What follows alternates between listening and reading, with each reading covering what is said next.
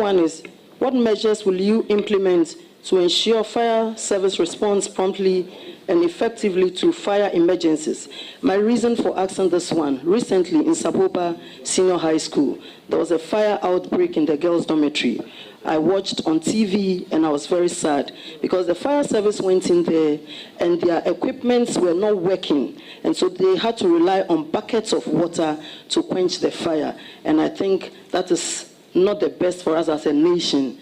What measures will you put in place to ensure that the fire tenders, either they'll have more or whatever equipment they are using will be maintained properly to serve us well? Thank you. Thank you, Chair. This is another orphan within the team. In the team that I'm going to be part, this is one of the serious orphans. And I can assure you that when I was taking the brief, I felt very sad too. And it's an area that, Mr. Chair, I'll pay a lot of attention to. Because as all of us know, just as fire is good to cook, fire is also good to destroy. And the bottom line is that, I'm sorry to say this, Chair, all of us just think that God will take care of emergencies. God will take care of the negative things. Once every morning we wake up and we pray, everything will be okay. We do not just don't want to follow through with our strategy of what if there's fire, what do we do? And Mr. Chairman, with a greater respect, I've been in this house for over 2 decades. And even this room, I've started to do this, the assignment that you are doing severally.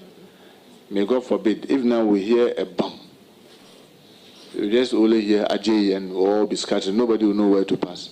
Nobody is telling us even where we are, in case there's an emergency, where to pass. There are no signs, there are nothing.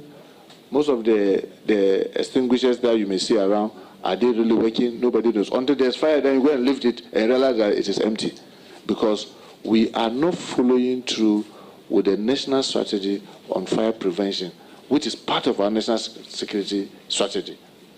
One of the things that you notice is that in the briefing, I realized that since 2015, thereabout, 2015, 2016, thereabout, government have not been able to procure any major equipment apart from just about 3 hydraulic, ladders. No fire tender has been procured in the last 9 or 10, almost 10 years.